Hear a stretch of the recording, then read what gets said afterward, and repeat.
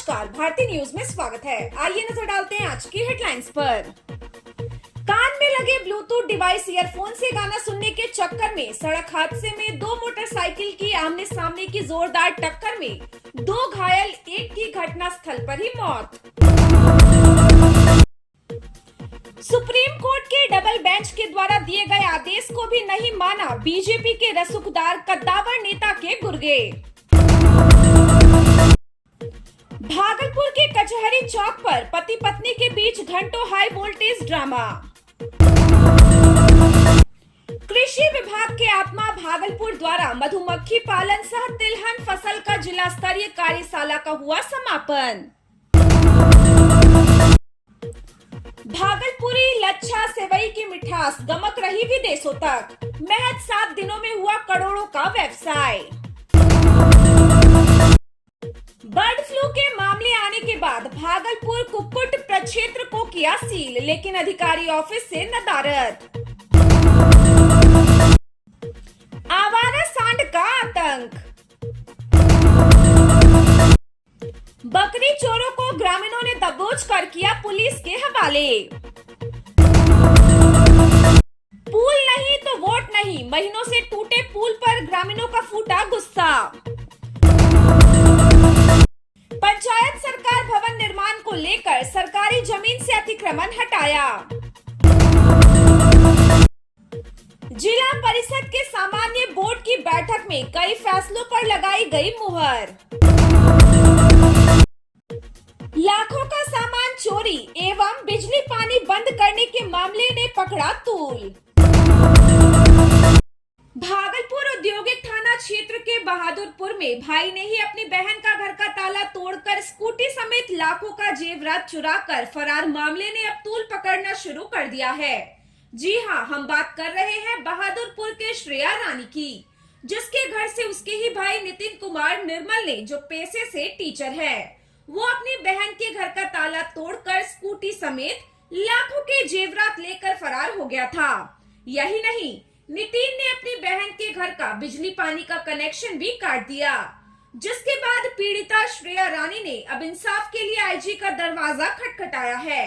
दरअसल इस मामले को लेकर औद्योगिक थाना 0 माइल उदासीन रवैया अपनाए हुए है, जिसके बाद पीड़िता परिवार आईजी का दरवाजा खटखटाई है। बहरहाल अब देखना यह होगा कि कब पीड़िता को इंसाफ मिलता है। बिहार में नए राजनीतिक दल का गठन आसान हो गया है, लेकिन महीने से टूटा पुल को बनाना आसान नहीं लग रहा है। पीरपैंती के चौखंडी पुल को टूटे करीब 7 माह बीत चुका है, लेकिन इसके निर्माण को लेकर प्रशासन की तरफ से कोई हलचल देखने को नहीं मिल रहा है। पुल टूटने से लोगों का पूरे तरह से आवागमन बाधित है, जिसको लेकर ग्रामीणों का गुस्सा सामने आया है। पुल के टूटने से लोगों को काफी दिक्कत हो रहा है, जिससे आए दिन सड़क दुर्घटना भी होती आ रही है। वहीं टूटे हुए पुल के पास ग्रामीणों ने विभाग से हार मानकर मुख्यमंत्री से ही पुल की मांग की है। उन्होंने चेतावनी देते हुए कहा कि पुल नहीं तो विधानसभा में वोट नहीं। पुल टूटने से लोग बालू वाले रास्ते से आते जाते हैं, जिससे खेत मालिक के द्वारा कभी कभी रास्ता को भी बंद कर दिया जाता है। सड़क हादसा थमने का नाम नहीं ले रहा है। आए दिन सड़क हादसे से लोगों की जानें जा रही है, तो वहीं कुछ लोग घायल भी हो रहे हैं। आज फिर से एक सड़क हादसे में 3 युवक बुरी तरह से जख्मी हो गए। ताजा मामला भागलपुर जिला अंतर्गत पीरपैंती के प्यालापुर का है, जहां दो तरफ से तेज रफ्तार से आ रही मोटरसाइकिल की आमने सामने में टक्कर हो गई। एक मोटरसाइकिल पर 2 युवक बैठे थे और दूसरे पर एक युवक बैठा था। इस भीषण टक्कर में तीनों बुरी तरह जख्मी हो गए, जिसमें एक की घटना स्थल पर ही मौत हो गई। वहीं 2 को इलाज के लिए अस्पताल ले जाया गया है। सूचना मिलते ही 112 की टीम तत्परता दिखाते हुए घटना स्थल पर पहुंची और 2 घायल युवक को अस्पताल ले जाया गया, और जिस एक युवक की मौत हो गई उसको अपने कब्जे में रखा है। मृत युवक की पहचान अभी नहीं हो पाई है। वहीं एक की पहचान बुधबन्ना गांव के रहने वाले युवक के रूप में हुई है, जो बुरी तरह घायल है। वहीं 2 की पहचान अभी नहीं हो पाई है। ताजा मामला इसीपुर बाराहाट थाना क्षेत्र का है। यह घटना 27 मार्च गुरुवार 2:30 बजे की है। एक अपाची मोटरसाइकिल और दूसरी तरफ से पल्सर मोटरसाइकिल काफी तेज रफ्तार से आ रही थी, तभी यह घटना हुई। वहीं स्थानीय लोगों ने कहा कि एक मोटरसाइकिल के चालक के कान में ब्लूटूथ डिवाइस ईयरफोन लगा हुआ था, जिसके चलते यह घटना हुई।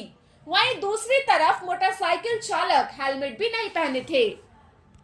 भागलपुर के कचहरी चौक पर पति पत्नी के बीच घंटों हाई वोल्टेज ड्रामा चला।